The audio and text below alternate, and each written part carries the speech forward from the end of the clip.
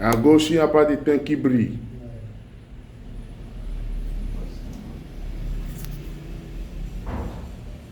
Bien. Quand nous comparons les deux images, nous remarquons que sur la gauche, j'ai une soudure qui est mate, tandis qu'à droite, j'ai une image qui est un peu brillante, sauf que les soudures sont un peu grosses.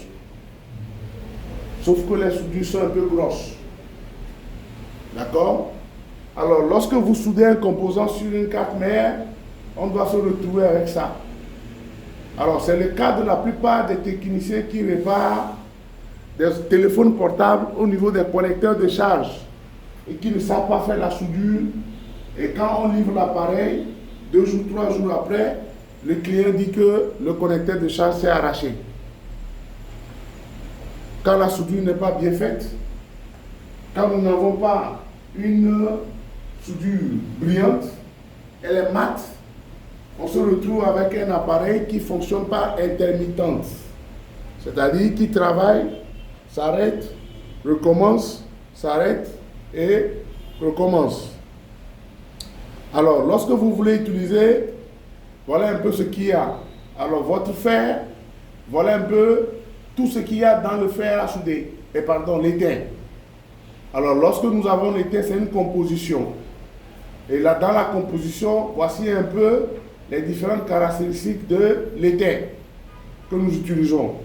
C'est du plomb mélangé, c'est du cuivre, c'est de l'argent. Et les idéales, c'est du 40, voilà. Les idéales, ce sont les 60-40. Ce sont les 60-40.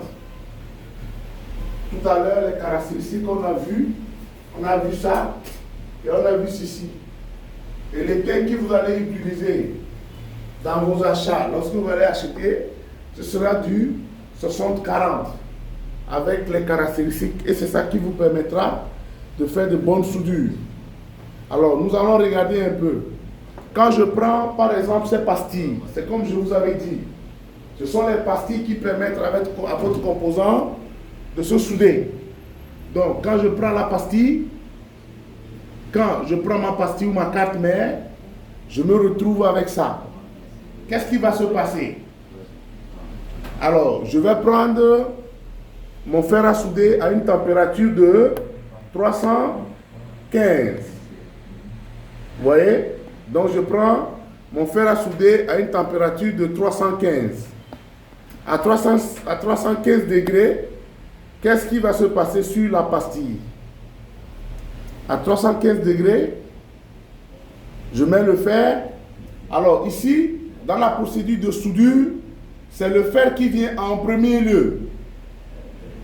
C'est le fer qui est sur la pastille. Regardez encore pour voir. C'est le fer qui vient en premier lieu et qui va commencer par chauffer quoi? Qui va commencer par chauffer la pastille. Le fer va d'abord sur la pastille pour chauffer d'abord la pastille avant que l'étain ne vienne. Avant que l'étain ne vienne. Donc déjà quand l'étain va venir sur la soudure, ça va fondre. Et la soudure va être belle. Donc quand je regarde, je pose le fer, j'amène l'étain. Et à un moment donné, l'étain va fondre. Voilà un peu. Ah, voilà un peu ce que ça donne. La technique de soudage, voici. Alors ici, vous allez remarquer quoi? Je reviens un peu. Attendez. Voilà, regardez ici.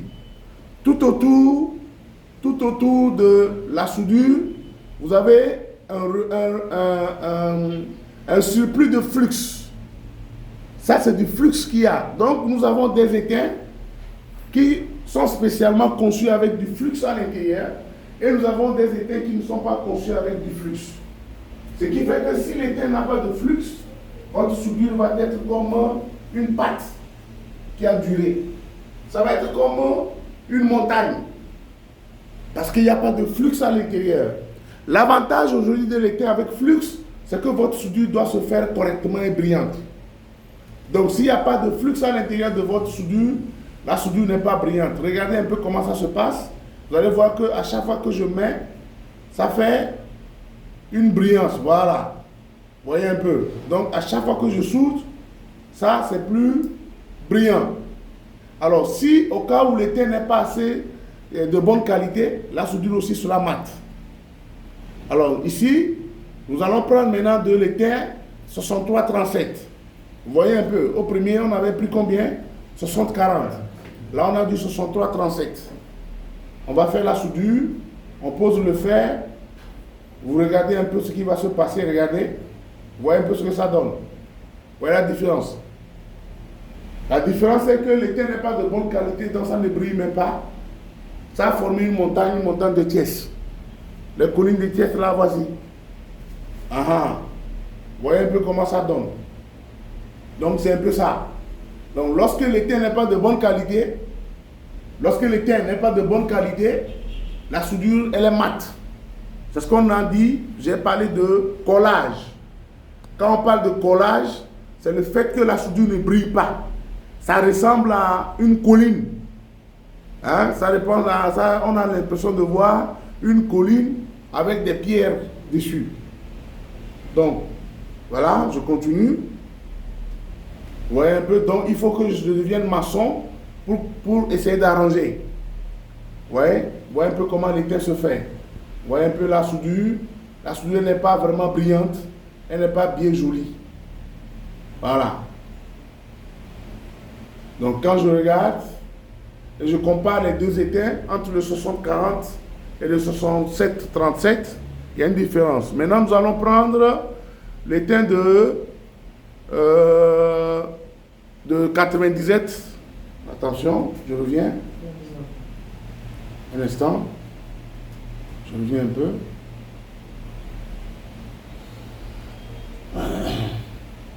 Voilà. C'est ça ici. Vous avez le 99,3 CU07. Alors le diamètre c'est toujours 0,8 mm. D'accord? Alors nous allons voir ce que ça va donner.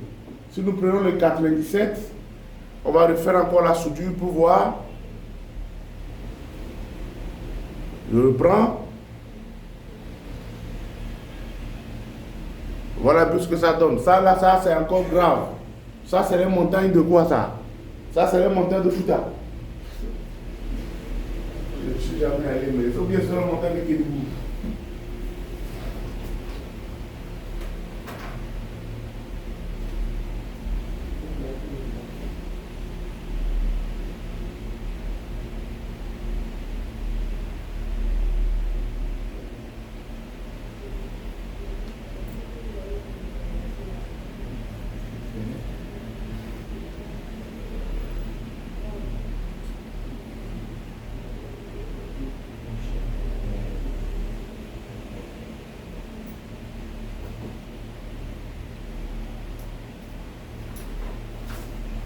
Alors, voilà un peu ce que vous faites. Si votre fer n'est pas propre, si l'étain n'est pas de bonne qualité, regardez. Là, vous voyez un peu comment on fait passer 3 fois, 4 fois le fer. Mais regardez, on dirait des canaris qui ne sont pas polis. C'est pas joli. Alors, ceux qui sont en ligne et qui sont connectés sur TikTok, vous nous suivez, vous n'envoyez pas des cœurs. C'est là où vous êtes avare. Vous êtes sur TikTok, vous regardez et vous n'envoyez pas des cœurs. Voilà un peu. Ces avares-là. Plus l'étain est de mauvaise qualité, plus vous faites une mauvaise soudure. Plus l'étain, le fer est sale, vous faites une mauvaise soudure.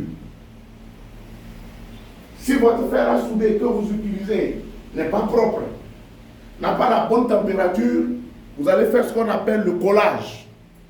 Et c'est ça qui n'est pas bon. Parce que plus vous faites du collage, vous risquez d'être embêté par les clients. Le client va ramener à chaque fois son appareil pour vous dire que ça s'est arrêté. Ça marche. Au moment où la chaleur traverse l'étain, l'étain va se décoller de la pastille. L'appareil va s'éteindre. Quand vous allez le laisser refroidir, ça va se recoller. Vous utilisez, ça recommence. Le temps que ça chauffe, ça se décolle encore. Et vous devenez un banana. Voilà. Donc quand l'étain n'est pas de bonne qualité, voilà un peu ce que ça donne. soudure mauvaise, il n'y a pas de brillance dans la soudure.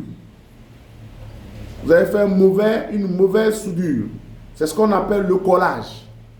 Le fait d'avoir des soudures de ce genre, on parle de collage. Maintenant, nous avons du 96,5 avec les différents types d'étain. Alors, on voit un peu leur qualité. Aujourd'hui, aller acheter de l'étain, oui. Mais c'est quel type d'étain j'achète? Regardez un peu. Quand je fais, voilà un peu ce que ça donne. On dirait la lune. Hein, on dirait la surface de la lune. Si vous utilisez ça dans un appareil ou vous changez un connecteur de charge avec, il faudra savoir que le client va revenir. Parce que 1 mois après, 2 mois après, ou bien, par malheur, si on arrache, ou bien l'enfant part pour enlever le chargeur, et il n'enlève pas bien le chargeur, il va revenir avec le connecteur de charge. Voilà, tout ça, ça dépend de l'étain du fer et de vous-même, votre technicité. C'est pourquoi je vous dis, avant de commencer par utiliser le fer, il faut toujours nettoyer le fer, toujours nettoyer votre surface. Après avoir fait la soudure, je vais utiliser maintenant de la solution isopropylique qu'on appelle l'IPA. Je vais utiliser la solution isopropylique. On appelle ça de la solution isopropylique alcool. Ce qu'on appelle l'IPA. Alors, ce n'est pas le diluant qu'on utilise ici. Ici, on n'utilise pas de diluant. En électronique, on n'utilise pas le diluant. Le diluant est formellement interdit dans l'utilisation, dans la réparation. Ceux qui utilisent le diluant pour faire la réparation, ce sont des messieurs qui gâtent les appareils, les moteurs. Sachez dès aujourd'hui que vous ne devez pas utiliser le diluant. Vous ne devez pas acheter le diluant à la quincaillerie lorsque vous réparez un appareil. Ou souvent, vous allez voir que certaines personnes partent acheter de l'essence ou bien du pétrole. Voilà. Alors, le diluant, la solution isopropylique a des caractéristiques techniques qu'on doit respecter. Il doit être quick vaporizing, c'est-à-dire qu'il doit se vaporiser à l'instant où vous l'utilisez.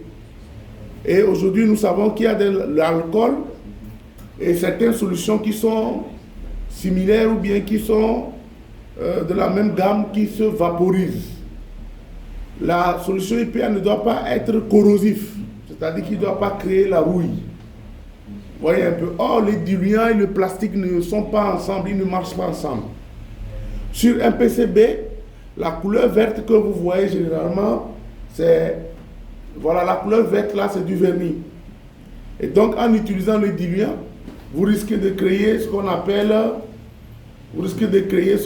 de la corrosion.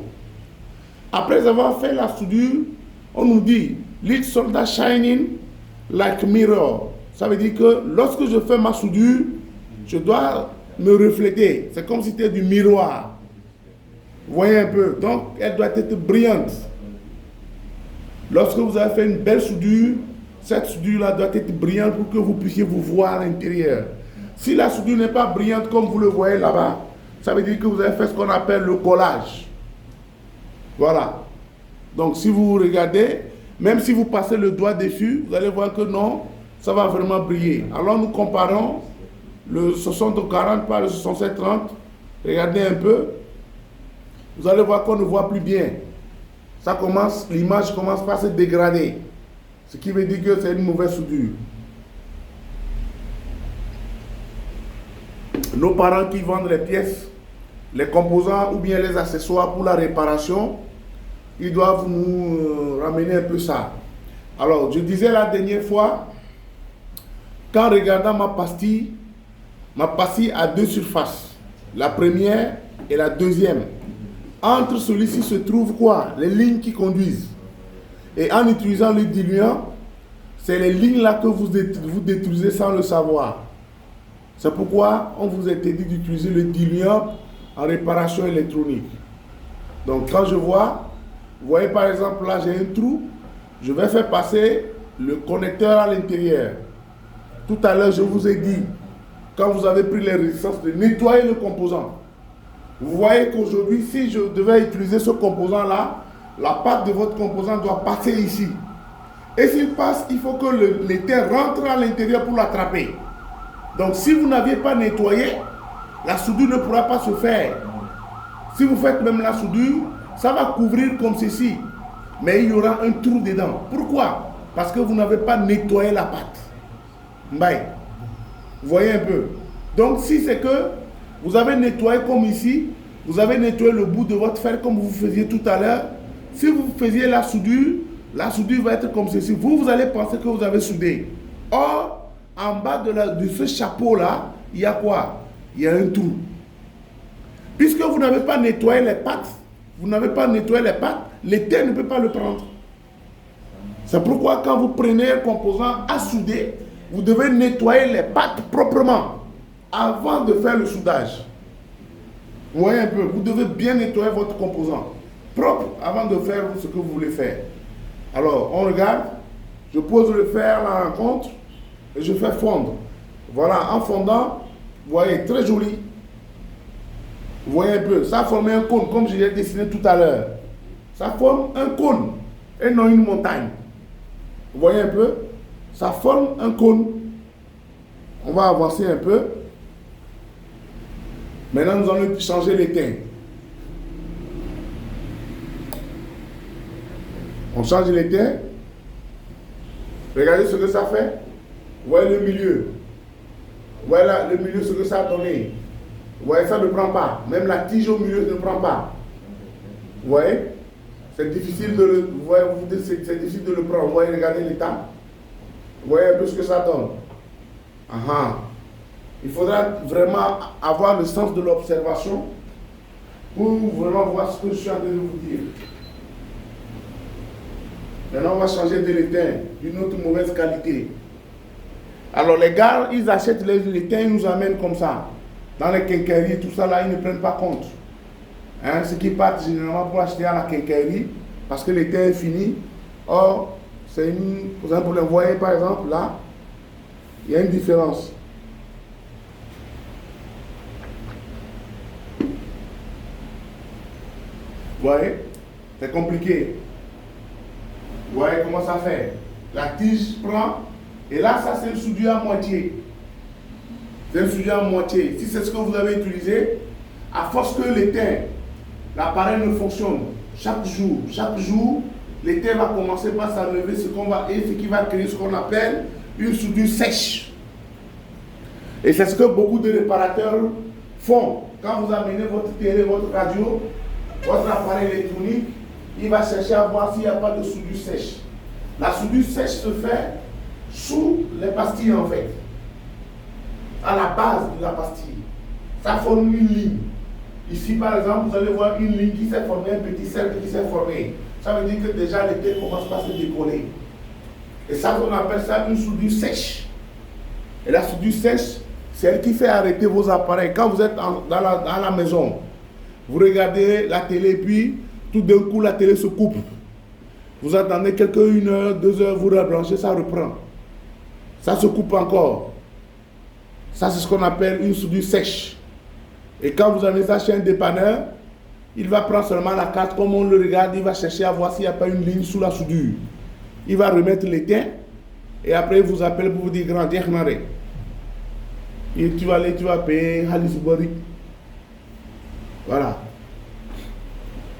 Maintenant, ils sont connectés, ils sont en train de suivre. Je vais leur dire merci. Parce que c'est quand je parle, je dis que non, ils sont connectés, qu'ils envoient des cœurs. Pour ne pas que je coupe le live. C'est quand je veux couper les lives qu'ils envoient des cœurs. Maintenant, si vous voulez vraiment que je continue, il faut que j'atteigne 5000 likes. Si j'ai 5000 likes, je continue. Si je n'ai pas 5000 likes, j'arrête. Actu d'Afrique, merci d'avoir envoyé les cœurs. Mais tu as envoyé seulement que 5 cœurs. J'ai vu ça, j'ai compté. 5 cœurs, c'est peu. Même c'est 3 d'ailleurs. 3 cœurs. Si tu veux que je continue le live, tu envoies 5000 cœurs. Alors voilà un peu comment est-ce que ça se passe avec la soudure. Quand vous faites la soudure, on ne doit pas voir une ligne, comme je disais tout à l'heure. La soudure sèche, c'est lorsque on se rend compte qu'il y a en bas du cône là, en bas du cône, on se rend compte qu'il y a un petit trait. Un petit trait gris. S'il y a ce trait-là, ça veut dire que vous avez une soudure sèche. Et cette soudure sèche-là peut être fatale pour vous. Parce que l'appareil va fonctionner, à un moment donné, ça va couper. Vous allez laisser refroidir, l'étain va reprendre. Vous allumez, la chaleur va commencer par passer, ça va encore se couper. Et c'est le rôle de la soudure sèche. Et le rôle de la soudure sèche, vous ne vous retrouvez pas. Un bon technicien, la première des choses est de chercher d'abord à voir si les soudures sont bien faites. Si les soudures sont bien faites, alors votre appareil fonctionnera aussi longtemps si vous avez bien respecté le diagnostic. Vous voyez un peu la différence des trucs. On dirait des collines de, je ne sais pas, dans le Fouta ou dans le Kédougou, hein, en venant. Une montagne bizarre. Je ne connais même pas là-bas ça. Je regarde seulement sur Internet. Bien, pour souder maintenant un circuit intégré, vous voyez un peu la différence avec les composants, les étains. Je vais mettre le flux et ensuite je vais le faire passer. Vous allez voir que la soudure va être très jolie, bien faite et très brillante. Ça c'est du 60-40. Avec du flux, le flux ce n'est pas la pâte à tartiner dans le pain. Ce n'est pas du pain thon. Ceux qui prennent une quantité là, ce n'est pas du pain thon. Et c'est juste un peu seulement qu'il faut prendre. C'est un peu. On ne prend pas beaucoup. Quand on prend beaucoup, c'est ça après qui reste sur la carte et ça rend la carte vilaine. C'est ça qui rend la carte vilaine. Donc évitez de mettre trop de flux sur la carte mère. Vous voyez un peu comment la soudure est. Très jolie. Très jolie. Et un bon technicien doit le maîtriser. Je mets le flux et là on va utiliser maintenant du 63-37. On va voir la différence. Déjà le premier et le deuxième, regardez ce que ça donne. Le premier et le deuxième, ça donne autre chose. Bizarre.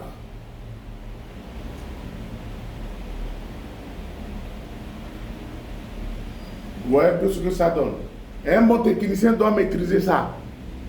La technique de la soudure, c'est ça qui va vous faire de bon travail. Surtout au niveau des connecteurs de charge. Les connecteurs de charge que vous mettez sur les téléphones. Quand vous remplacez un connecteur de charge, il faut que la soudure soit bien faite. Si la soudure n'est pas bien faite, le client va vous ramener l'appareil après 2 jours. Pourquoi? Parce que le connecteur s'est arraché. Et quand j'utilise la soudure, je dois utiliser la solution IPA pour nettoyer. Le reste de flux n'est pas bon. Parce que même si la carte se chauffe, vous risquez de ne pas avoir une belle carte parce que le flux va rendre la carte très sale. Alors ici, regardez, on nous demande d'utiliser une température de 315 degrés. Non, l'air à 315. Non, pardon. La température entre 315 et 400 degrés. Tout à l'heure, quand vous étiez en train de dessouder, je vous ai demandé de régler à partir de 0 et d'augmenter au fur et à mesure. C'était pour vous permettre de pouvoir voir à quel degré je dessoude facilement. Et ça, vous étiez en train de travailler sans réfléchir. Quand je travaille sur une carte mère, l'objectif, c'est de pouvoir être dans le travail et de voir à quel endroit précisément je suis arrivé et j'ai dessoudé facilement. Et c'est à cette température-là que je reste. Tu suis. À quelle température j'ai dessoudé mon composant? Facilement et rapidement. Et c'est sur cette température-là que vous allez travailler. C'est ça qui fait qu'à chaque fois que vous prenez un composant, vous savez, pour un condensateur de tel train, je vais utiliser telle température et cette quantité d'air. Voilà un peu comment ça se passe. Mais si vous ne faites pas comme ça, il n'y a pas quelque part où c'est écrit, pour les résistances, il faut utiliser telle température, les diodes bouteilles, il n'y en a pas. C'est pourquoi j'ai dit au début que c'est seuls les techniciens qui travaillent, qui connaissent, qui maîtrisent la quantité d'air et de chaleur qu'ils doivent exploiter avant de dessouder. Personne ne vous dira, je ne vous dirai pas qu'il faut utiliser telle température. Non. C'est vous qui êtes devant votre appareil qui devez maîtriser à quelle température exactement j'ai dessoudé facilement et rapidement le composant sans détériorer la carte. D'accord? Avec une qualité de l'éther de 67, pardon, 9,3, c'est du cuivre. 0,7. Voilà un peu ce que ça donne. Regardez comment ça fait. Ça crée des restes. Donc plus l'éther n'est pas bon, ça va créer des courts-circuits. C'est ça qu'on appelle les courts-circuits. Ce que vous avez là. Là, vous venez de créer un court-circuit. Il faut toujours faire très attention lorsque vous dessoudez ces circuits intégrés. Les prochains que vous allez dessouder seront les circuits intégrés. Là, aujourd'hui, nous avons dessoudé les composants, les condensateurs, évidemment les résistances. Le prochain coup de truc, vous allez les souder. C'est ce que vous venez de dessouder. Vous allez les ressouder. Et pour les ressouder, et ensuite, avant d'arriver maintenant au circuit intégré. Là, ici, je viens de former un court-circuit qui est là. Et un bon technicien qui soude doit normalement observer sa carte pour éviter ça. Sinon, si vous laissez ça, dès que vous branchez votre appareil, vous allez voir une fumée. C'est les sapeurs-pompiers qui vont venir. Je continue. Je mets le flux à 350 degrés. Et ensuite, maintenant, je fais passer le fer. Ah, ça s'empire encore. Vous voyez un peu, ça s'empire encore. Ça s'empire. Parce que l'éther n'est pas de bonne qualité.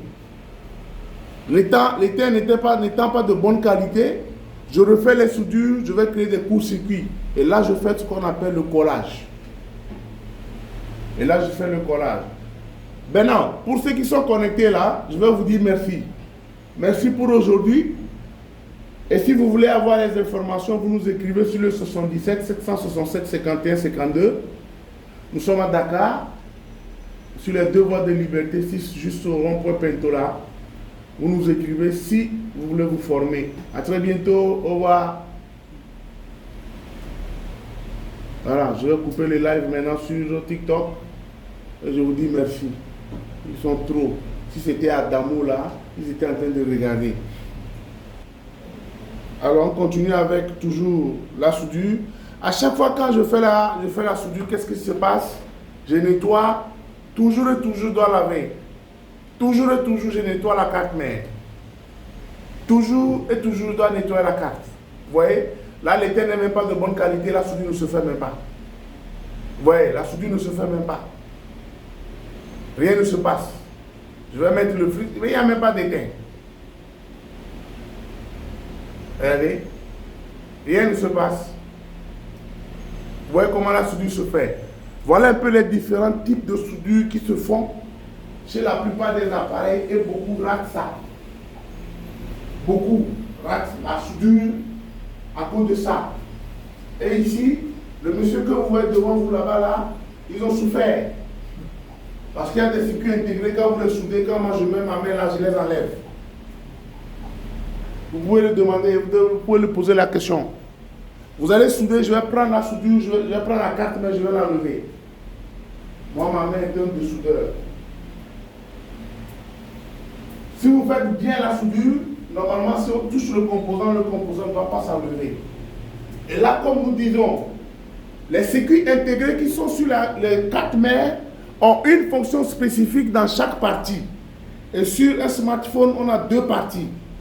On a la partie radio et la partie alimentation. Dans les 2 parties se trouvent la plupart du temps les circuits intégrés. Et ce sont ces circuits intégrés qui font les travaux ou les fonctions chacune.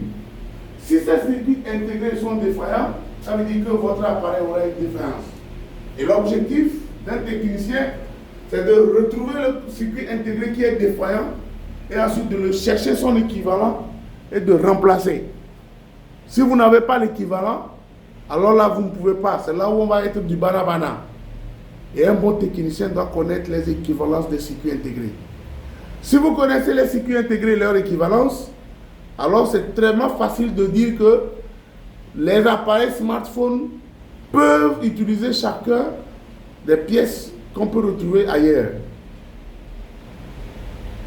Dans un smartphone, quelqu'un qui maîtrise les smartphones, qui sait, qui connaît les circuits intégrés des smartphones, comprend que les composants qu'on retrouve dans les iPhones, on les retrouve également dans les Android.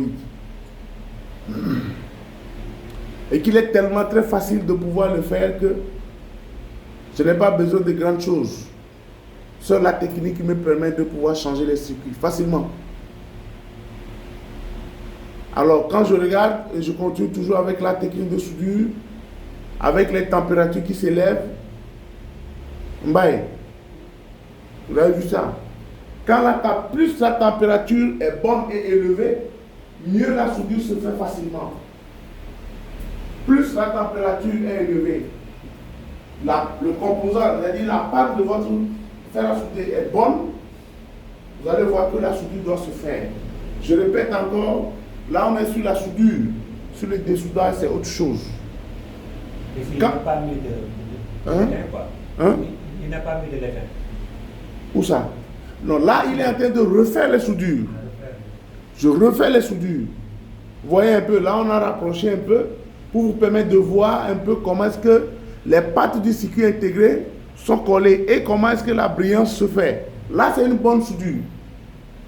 Ici c'est une belle soudure. Pourquoi? Parce que je vois le doigt à l'intérieur. Vous voyez un peu, là on voit les doigts. Quand la soudure est mauvaise, regardez. Regardez la soudure.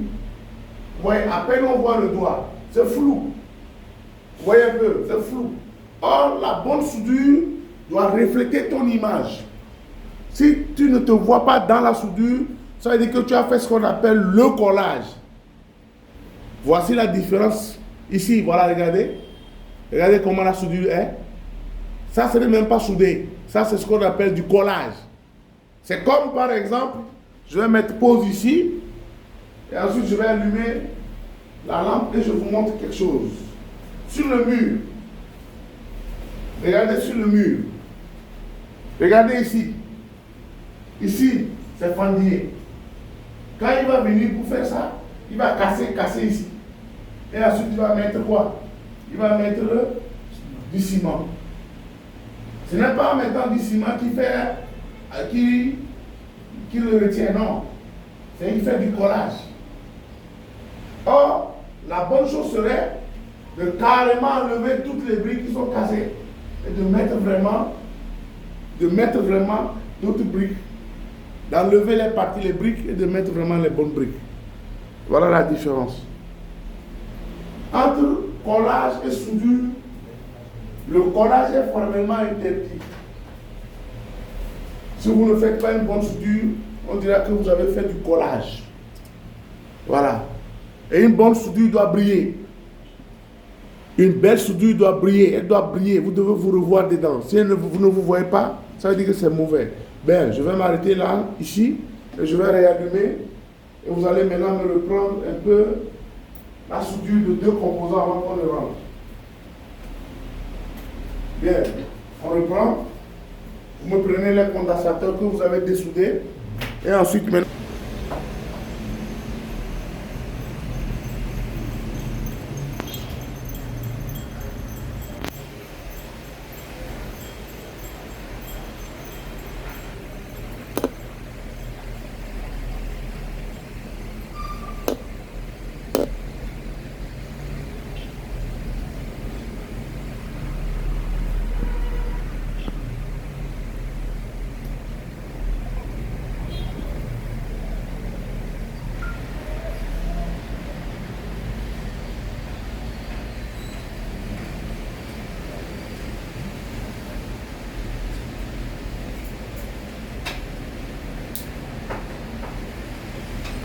Trouvez-moi la